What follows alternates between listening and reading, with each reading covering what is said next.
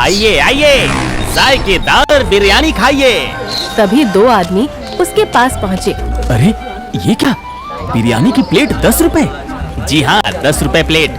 कुछ ही देर में उसके ठेले पर भीड़ लग गई और एक बूढ़ा आदमी सबसे आगे आया।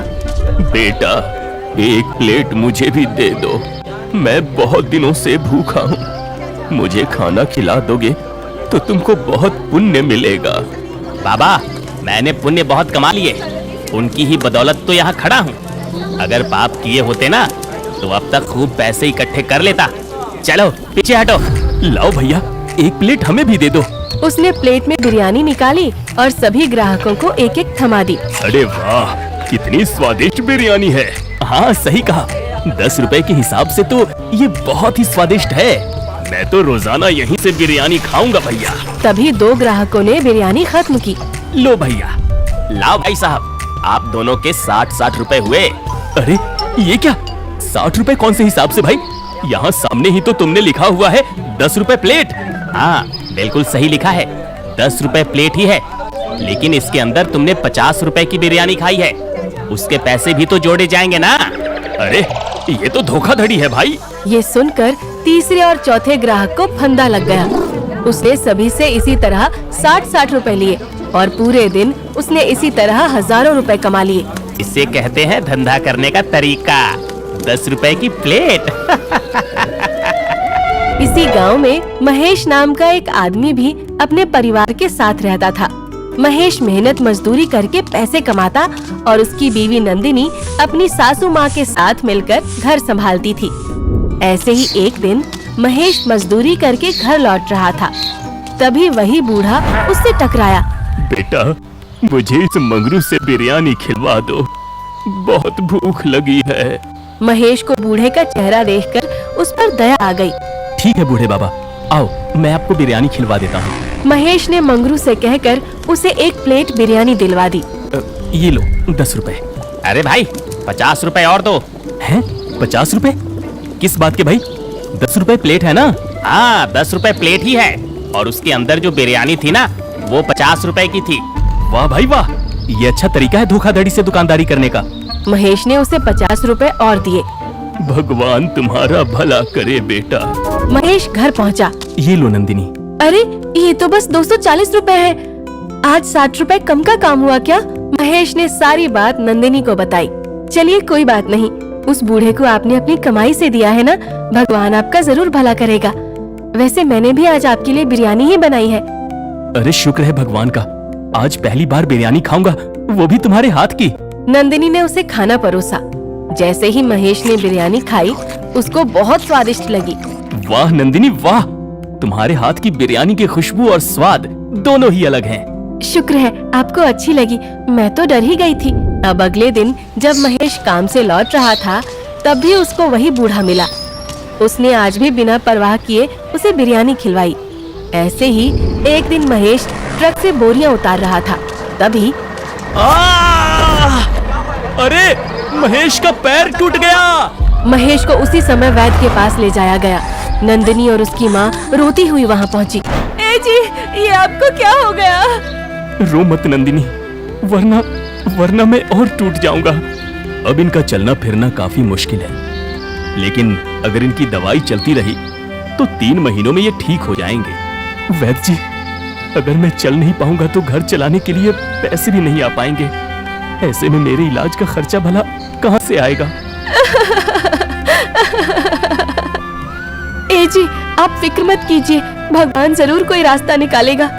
नंदिनी महेश को लेकर घर आई और सोचने बैठ गई, ऐसा क्या काम करूं जो घर में पैसे आए और महेश का इलाज भी हो जाए। कुछ समझ नहीं आ रहा।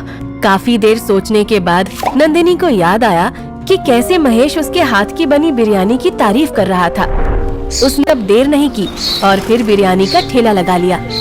हे भगवान, मैंने 10 रुपए की बिरयानी का ठेला तो लगा लिया है, अब इसको जल्दी से बिकवा भी देना। तभी 2 ग्राहक वहाँ पर आए। लो भाई, एक और 10 रुपए की बिरयानी। हाँ, ये भी हमें बिरयानी खिलाएगी और फिर मंगरू की तरह बोलेगी कि प्लेट के 10 रुपए और बिरयानी के 50 रुपए अलग हो गए। नहीं नहीं साहब, मेरे ठेले पर आपको 10 रुपए की बिरयानी से भरी प्लेट मिलेगी, मैं धोखाधड़ी नहीं करती। अरे क्या सच में 10 रुपए में बिरयानी की पूरी भरी प्लेट मिलेगी? जी हाँ भाई साहब, ये सुनकर नंदिनी के ठेले पर भीड़ जमा हो गई। एक प्लेट मुझे दो, हमें 2 देना। जी साहब, अभी लगाती हूँ। नंदिनी ने जल्दी जल्दी सभी को बिरयानी की प्लेट दी और उन सभी ने बड़े मजे से बिरयानी खाई। अरे भाई, इसकी बिरयानी तो मंगरू से भी ज्यादा स्वादिष्ट है। सच में मजा ही आ गया। उसी टाइम मंगरू भी वहाँ आ पहुँचा, लेकिन कोई भी उससे बिरयानी नहीं ले रहा था। सभी नंदिनी से ही बिरयानी लेकर खा रहे थे। बेवकूफ औरत, 10 रुपए में बिरयानी बेचने पर इसको नुकसान होने वाला है। जितने पैसे इसने लागत में लगाए हैं ना, उतने भी नहीं निकल पाएंगे। जब घर जाकर ये पैसे गिनेगी तो फूट फूट कर रोएगी और फिर कल से यहाँ नजर नहीं आएगी। दोपहर होते होते अब नंदिनी की बिरयानी खत्म होने जा रही थी। बिरयानी तो अब थोड़ी ही बची है। शुक्र है भगवान का कि सबको पसंद आ रही है, वरना मैं तो डर ही गई थी। तभी कुछ ग्राहक और उसके पास आए। जल्दी से हम सभी के लिए एक एक प्लेट और लगा दो। भाई साहब, आप सबको तो नहीं दे पाऊंगी, अब बिरयानी खत्म होने वाली है। तभी वो बूढ़ा उसके पास आया। बेटी, जरा सी बिरयानी मुझे भी खिला दो, मैं बहुत दिनों से भूखा हूँ। मेरे पास पैसे भी नहीं है। कोई बात नहीं बूढ़े बाबा, आप पैसे मत देना। नंदिनी ने उस बूढ़े आदमी को बिरयानी की एक प्लेट दी। अब जितनी बिरयानी बची है वो आप लोगों में से कुछ को मिल जाएगी। ये कहकर नंदिनी ने एक एक करके सबको बिरयानी देना शुरू किया। लेकिन एक चमत्कार हुआ, उसने सभी को बिरयानी दे दी और उसके बाद भी पतीला खत्म नहीं हुआ। अरे, ये बिरयानी अभी तक खत्म क्यों नहीं हो रही? कुछ देर पहले तो आधे में से आधा पतीला बचा था, अब उससे भी ज्यादा दिख रहा है। कितनी बिरयानी लाई है इस पतीले में? ये शाम हो गई लेकिन अभी तक खत्म नहीं हुई। वो बूढ़ा नंदिनी को हैरान देखकर रहस्यमयी तरह से मुस्कुरा रहा था, जैसे उसे कुछ मालूम हो। नंदिनी की रात तक काफी अच्छी कमाई हो गई और वो अपने घर वापस पहुंची। उसके हाथ में नोटों की गड्डी देखकर महेश और उसकी माँ खुश हो गए। देखो महेश, मैंने आज कितने पैसे कमा लिए। अरे, इतने पैसे सिर्फ 10 रुपए की बिरयानी बेचकर? हाँ महेश, मुझे तो खुद अंदाजा नहीं हुआ। जितने पैसे बनाने में लगे थे उनको निकालकर मैंने 3000 रुपए अलग से कमा लिए। चलो, ये तो बहुत अच्छा हुआ।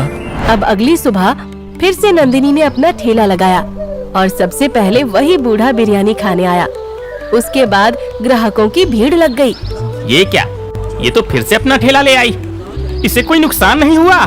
नंदिनी रोजाना ठेला लगाती और उस बूढ़े को मुफ्त में बिरयानी खिलाती और उसकी बिरयानी रात तक खत्म भी नहीं होती थी और वो अच्छे पैसे कमाने लगी। मंगरू अब नंदिनी से जलने लगा था। एक दिन एक बूढ़ी नंदिनी के ठेले के आगे से गुजर रही थी। तभी उसकी कमर में मोच आ गई। अरे बूढ़ी अम्मा, क्या हुआ आपको? नंदिनी अपना ठेला छोड़कर बूढ़ी की मदद करने उसके पास चली गई। तभी मंगरू अपने हाथ में एक डब्बा लेकर आया और उसने वो पूरे का पूरा डब्बा नंदिनी की बिरयानी के पतीले में डाल दिया। आज के बाद ये नंदिनी अपने ठेले पर बिरयानी नहीं बेच पाएगी। और वापस अपने ठेले पर आ गया। नंदिनी भी उस बूढ़ी को टांगे में बैठाकर वापस अपने ठेले पर आ गई। कुछ देर बाद जितने भी लोगों ने नंदिनी की बिरयानी खाई थी, सभी के पेट में दर्द हो गया। करीब 12 लोग पेट के दर्द से जूझते हुए वैद्य के पास पहुँचे। अरे, बहुत तेज दर्द हो रहा है। अरे, इतने सारे पेट के दर्द के मरीज? वैद्य ने सबको दवाई दी और उन्हें थोड़ी राहत मिली। तभी मंगरू वहाँ आ पहुँचा। क्यों भाई, आ गया बिरयानी का मजा? क्या मतलब है तुम्हारा? तुम सभी उस नंदिनी की 10 रुपए की बिरयानी बहुत चाव से खाते हो ना? ये सब उसी का नतीजा है। अरे, अगर मेरी बिरयानी खाते तो तबीयत खराब नहीं होती। हाँ, मंगरू सही कह रहा है। हम सभी ने उसी की बिरयानी खाई थी, तभी हमारी तबीयत बिगड़ी। हाँ हाँ, चलो हम अभी उस नंदिनी के पास चलते हैं। वो सभी इकट्ठा होकर नंदिनी के पास पहुँचे। नंदिनी, तुम्हारी बिरयानी खाकर ही हमारी तबीयत बिगड़ी है। नहीं, ऐसा नहीं हो सकता। मैं तो मेरी बिरयानी में उम्दा किस्म के चावल लगाती हूँ। नहीं, ये झूठ बोल रही है। तभी इसकी शिकायत महाराज से करो, तभी ये अपना जुर्म कबूल करेगी। ये सुनकर नंदिनी बुरी तरह डर गई। वो उसी समय मंदिर गई और भगवान से गिड़गिड़ाकर बोली, भगवान, मैंने कम पैसों में बिरयानी खिलाकर लोगों की भूख शांत की है। और उसका मुझे ये सिला मिल रहा है। तू जानता है कि मैंने कोई गलत काम नहीं किया। तू महाराज के सामने मुझे गलत साबित मत होने देना, मेरी इज्जत बचा लेना। उसकी वो बातें बूढ़ा भी वहीं छिपकर सुन रहा था। अब मंगरू सभी आदमियों को लेकर महाराज के महल पहुंचा। तुम सभी लोग अंदर नहीं जा सकते, सिर्फ 2 लोग ही जा सकते हो। ठीक है, मैं एक को साथ ले जाता हूँ। अगर महाराज कहेंगे तो तुम लोगों को भी गवाही के लिए बुलवा लूंगा। मंगरू एक आदमी के साथ दरबार में हाजिर हुआ। महाराज की जय हो। कहिए, क्या समस्या है? तभी वो बूढ़ा आदमी भी दरबार में हाजिर हुआ और सब कुछ देखने लगा। महाराज, हमारे गांव में कई लोगों की तबीयत बिगड़ चुकी है। 10 रुपए की खराब बिरयानी खिला खिलाकर उस बिरयानी वाली ने कैसे सबको नुकसान पहुंचाया है, ये आदमी आपको बताएगा। महाराज, 10 रुपए की बिरयानी के नाम पर उसने हमें ऐसी बिरयानी खिलाई है जिसको खाते ही हमारी तबीयत बिगड़ गई है। हम तकरीबन 12 लोग अभी वैद्य जी से दवा लेकर ही यहाँ पहुँचे हैं। ये सुनकर मंगरू खुश हो गया। बताओ हमें, कौन है वो शख्स जिसकी बिरयानी खाकर तुम लोगों की तबीयत बिगड़ी है? महाराज, वो इंसान यही मंगरू है जिसकी बिरयानी खाकर हमारी तबीयत बिगड़ी है। ये सुनकर सभी हैरान रह गए और मंगरू भी चौंक गया। अरे, पगला गए हो क्या? मेरी नहीं, नंदिनी की बिरयानी खाकर तबीयत बिगड़ी है तुम्हारी। अरे, मैं तो तुमको यहाँ लेकर आया हूँ। नहीं, नंदिनी की बिरयानी तो हम बहुत मजे से खाते हैं। तुम्हारी बिरयानी से तबीयत बिगड़ी है। तुम्हारी ये हिम्मत! महाराज, ये तो पगला गया है। मैं किसी और को गवाह बुलाता हूँ, वो आपको बताएगा कि सच क्या है। मंगरू के कहने पर महाराज ने सभी को अंदर बुलाया। महाराज, यही वो मंगरू है जिनकी खराब बिरयानी खाकर हमारी तबीयत बिगड़ी है। अरे बाप रे, ये तो सब के सब पगला गए हैं। मंगरू, हम तुमको 1 माह कैद खाने में रखने की सजा सुनाते हैं। अरे बाप रे!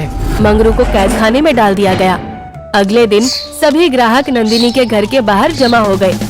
नंदिनी, बाहर आओ, बाहर आओ भाई। नंदिनी, ये सभी लोग हमारे घर के बाहर जमा क्यों हुए हैं? मेरी बिरयानी खाकर सबकी तबीयत बिगड़ गई है, इसलिए ये सब शायद मुझे पकड़कर महाराज के हवाले करना चाहते हैं। अरे बाप रे! ऐसे कैसे ये इल्जाम तुम पर लगा सकते हैं? चलो मेरे साथ बाहर चलो, मैं इनसे बात करती हूँ। अब माँ नंदिनी को लेकर बाहर निकली।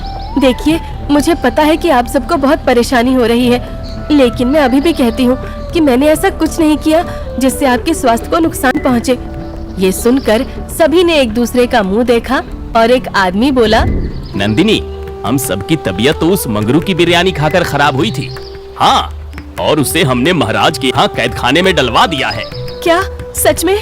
हाँ, और हम लोग यहाँ जमा इसलिए हुए हैं कि हमें तुम्हारी बिरयानी खाने का मन है। तुम जल्दी से अपना ठेला निकालो और हम सबको अपनी 10 रुपए की बिरयानी खिलाओ। ये सुनकर नंदिनी खुश हो गई और फिर से बिरयानी का ठेला लगाया और उसको अच्छे से चलाने लगी। इस तरफ मंगरू को समझ नहीं आ रहा था कि उसके साथ क्या हुआ। ऐसा हुआ कैसे? सभी आदमियों ने अपना बयान कैसे पलट दिया? तभी वही बूढ़ा आदमी वहाँ प्रकट हुआ। जो दूसरों का भला करते हैं और ईमानदारी से काम करते हैं, उनका बुरा कभी नहीं होता। तुम यहाँ कैसे आए? क्या तुम कोई जादूगर हो? कहीं तुम्ही ने तो ये सब नहीं किया। नंदिनी को बचाने वाला तो भगवान है, मैं तो बस एक जरिया हूँ और कुछ नहीं।